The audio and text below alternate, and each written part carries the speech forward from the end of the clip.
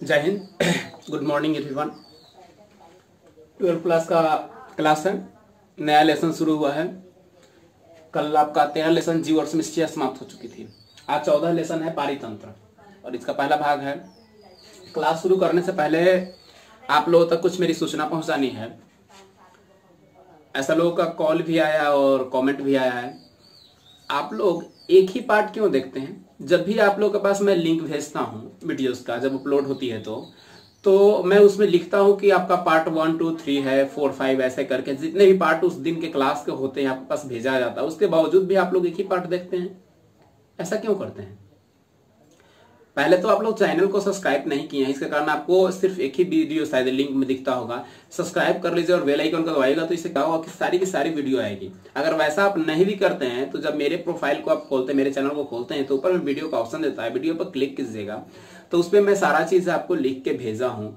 मैं पहले क्लास लिखता हूँ, फिर आपका लेसन लिखता हूँ, चैप्टर लिखता हूँ, उसके बाद भाग लिखता हूँ, साथ में मैं डेट भी देता हूँ किस डेट का कौन सा क्लास है। जैसे कि आज 16 अप्रैल है तो 16 अप्रैल का क्लास आपका दिया गया है। 17 अप्रैल तो 17 अप्रैल का क्लास आपको दिया गया है कि 17 अप्रैल का आपका कितना वीडियो है, 3 वीडियो है। 16 अप्रैल में कितना वीडियो था, तो इस चीज को आप लोग देखिएगा। एक वीडियो 10 मिनट का क्लास थोड़े चलेगा, कम से कम आधे घंटे का क्लास चलेगा आपका, यानी 3 से 4 वीडियो होंगे, कम से कम 3 वीडियो जरूर होंगे। तो इसलिए आप लोग इसको ध्यान पूर्वक देखिए और सबको एक साथ पढ़िए। ये नहीं कि एक वीडियो भी देख लिए तो एक वीडियो बाद में देखेंगे, नहीं, कंटिन्यू आप देखिए। आधे घंटे समय आपके पास नहीं है, कंटिन्यू देखिए उसको। अगर हो सके तो बार बार देखिए, इससे क्या होगा पूरा पूरा आपको याद हो जाएगा। जो नोट करने लायक है उसको आप नोट कीजिए, ठीक है। तो ऐसे कीजिए आप लोग। एक वीडियो कभी अपलोड नहीं होगी, याद रखिएगा। अगर एक वीडियो उसी शर्त में अपलोड होगी जबकि 30 मिनट या 25 मिनट का वीडियो होगा, उतना लॉन्ग वीडियो मुझे अपलोड करने में टाइम लगता है और परेशानियां होती है। इसलिए मैं शॉर्ट 10-10 मिनट का, 12 मिनट का, 9 मिनट का वीडियो बनाता हूं ताकि आप लोग को भी समस्या ना हो, मुझे भी समस्या ना हो। इसलिए अगर 8-10 मिनट का वीडियो होगा तो जान लीजिए 3-4 वीडियो जरूर होंगे। अगर 25-30 मिनट का वीडियो आपका है तो समझिए कि एक ही वीडियो होगा। चलिए तो आगे हम लोग अपने चैप्टर पे आते हैं। आज हमारा लेसन है पारितंत्र। 12 क्लास के बायोलॉजी का ये लेसन है। 14 लेसन पारितंत्र, 2 लेसन आपके और बच जाते हैं, 15 और 16 लेसन। इसके बाद आपका बुक खत्म हो जाएगा 12 क्लास का। भाग आपका है 1, यानी पहला क्लास है पारितंत्र का। तो देखिए पहले चीज तो आपको देखना है पारितंत्र होता क्या है, पारितंत्र है क्या। मैंने बताया था पिछले क्लास में, मैं पारितंत्र के बारे में आगे आपको चर्चा करूंगा। पारितंत्र होता क्या है, वातावरण क्या होता है। देखिए पारितंत्र की परिभाषा में बता रहा हूं।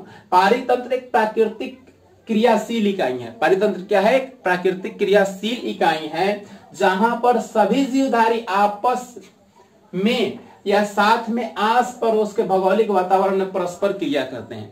यानी पारितंत्र ऐसा इकाई है जिसमें क्या होते हैं, जो भी जीवधारी हैं, जिसमें जीवन है, जनन, प्रजनन, वृद्धि, श्वसन क्रिया वो करते हैं, वो सभी अपने आसपास के वातावरण में एक दूसरे के साथ मिलकर रहते हैं। उसी को पारितंत्र कहते हैं। पारितंत्र की मैंने एक और परिभाषा आपको बताई है, इस परिभाषा को आप ध्यान दीजिएगा।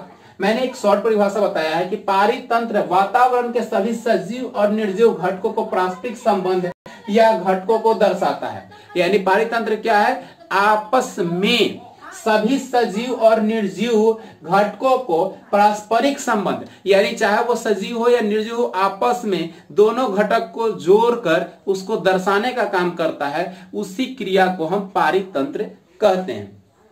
अब पारितंत्र में मैं एक निचोड़ भाषा में बता रहा हूं। पारितंत्र होता क्या है? पारितंत्र का मतलब है कि जितने भी जीवधारी हैं सभी एक सर्किल में, एक साइकिल में सभी एक दूसरे से जुड़े होते हैं।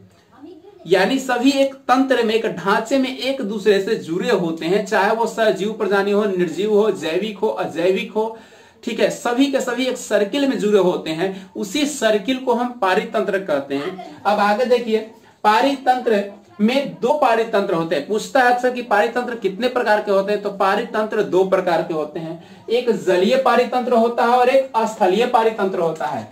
जलीय पारितंत्र होता है और स्थलीय पारितंत्र होता है। जलीय पारितंत्र भी 2 प्रकार के होते हैं। अब देखिए जलीय पारितंत्र में आपके कौन कौन से आ जाएंगे, तो जलीय पारितंत्र में 2 आएंगे आपके।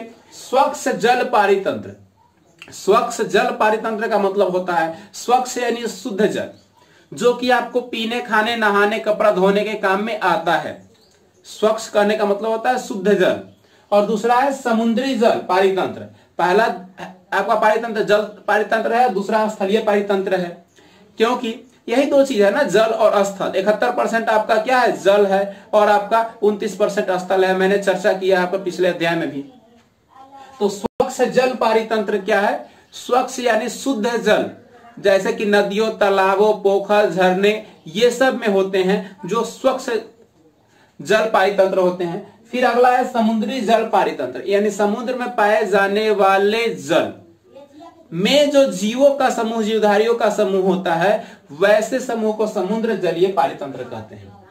तो ये तो था जल पारितंत्र। अब देखते हैं इधर स्थलीय, सब पे हम लोग चर्चा करेंगे, विस्तृत से डिटेल्स में चर्चा करेंगे, अब यह जान लीजिए आप लोग। अगला है स्थलीय पारितंत्र। स्थलीय पारितंत्र में क्या क्या आते हैं, स्थलीय पारितंत्र में आपके स्थल पर क्या क्या चीज होते हैं उसके बारे में आपको जानना है। स्थलीय पारितंत्र वही होता है। तो पहला आपका है वन। वन मतलब होता है जंगल, यानी जंगल में पाए जाने वाले जो सभी जीवधारी हैं वो आपका वन पारितंत्र में आता है, यानी जंगल पारितंत्र में आ जाएगा। अगला है घास स्थलीय पारितंत्र, जो चारागाह भूमि के लिए उपयोग में लाया जाता है, जहां पर छोटी छोटी झाड़ियां होती है, घास होते हैं, पौधे होते हैं, वैसे पारितंत्र आपके घास पारितंत्र, घास स्थल पारितंत्र में चले आते हैं। उसके बाद जो अगला है वो मरुस्थलीय है। मरुस्थल आप लोग जानते हैं जहां पे क्या होती है, पेड़ पौधे बहुत कम होते हैं, जहां बालुई मिट्टी ज्यादा होती है, यानी जहां पे अत्यधिक उपजाऊ भूमि नहीं होती है, वैसे भूमि को मरुस्थलीय भूमि कहते हैं। जैसे कि आपके भारत के राजस्थान में है, ये आपकी मरुस्थलीय भूमि होती है। तो वैसे जहां पे क्या होते हैं मरुस्थलीय, कुछ कुछ पौधे उगाते हैं, जैसे कैक्टस वगैरह हो जाता है, झाड़ियां कुछ होती है जो मरुस्थलीय जगह पे होती है, तो वैसे को बोलते हैं मरुस्थलीय पारितंत्र। अब है मानव निर्मित या कृत्रिम पारितंत्र। मानव निर्मित यानी मानव के द्वारा बनाया गया पारितंत्र, यानी जिसको मानव ने क्या किया है, स्वतः निर्माण किया है, जैसे बाग बगीचा लगाना, पोखर बनाना, ऐसे जो होते हैं पारितंत्र उसको मानव निर्मित या कृत्रिम पारितंत्र कहते हैं। यानी जो मानवों द्वारा, मनुष्यों द्वारा, हमारे द्वारा, आपके द्वारा बनाया गया हो वैसा। जैसे कि हम लोग बाग बगीचा लगाते हैं, जंगल लगाते हैं, तालाब बनवाते हैं, पोखर बनवाते हैं, उसमें जीव को डालते हैं, मछली को पालने के लिए डालते हैं, तो वो जो पारितंत्र हो जाएगा उसमें जलीय और स्थलीय दोनों पारितंत्र आ जाएंगे, वो आपका मानव निर्मित या कृत्रिम पारितंत्र हो जाएगा। इसमें कंफ्यूजन नहीं होना है, यानी मानव निर्मित और कृत्रिम पारितंत्र जो हो जाएगा, जलीय भी हो सकता है और स्थलीय भी हो सकता है। अब हम लोग डिटेल्स से पढ़ेंगे जलीय पारितंत्र के बारे में। जलीय पारितंत्र कहने का मतलब है कि जल में रहने वाले जीव, जल में रहने वाले सभी जीवधारी जिस तंत्र से, जिस ढांचे से जुड़े होते हैं वो जलीय पारितंत्र कहलाते हैं। जलीय पारितंत्र दो प्रकार के होते हैं, स्वच्छ जल और समुद्री जल। तो पहले हम लोग पढ़ते हैं स्वच्छ जल पारितंत्र। स्वच्छ जल पारितंत्र में दो प्रकार के तंत्र होते हैं, इसमें भी जैविक और अजैविक। क्या होते हैं, जैविक और अजैविक। जैविक का मतलब होता है जीव यानी सजीव, और अजैविक का मतलब होता है निर्जीव। अजैविक का मतलब निर्जीव और जैविक का मतलब सजीव। तो जैविक पारितंत्र में तालाब का पारितंत्र हम लोग पढ़ेंगे। तालाब में कौन कौन से जीव होते हैं। देखिए तालाब जहां भी होती है, इसको आप लोग ध्यानपूर्वक समझिएगा। तालाब होती है, तालाब में बहुत सारे छोटे से कीड़े मकोड़े जो होते हैं, सूक्ष्म जीवी भी होते हैं, जैसे सवाल होता है, कवक होता है, ये सारे चीज पाए जाते हैं।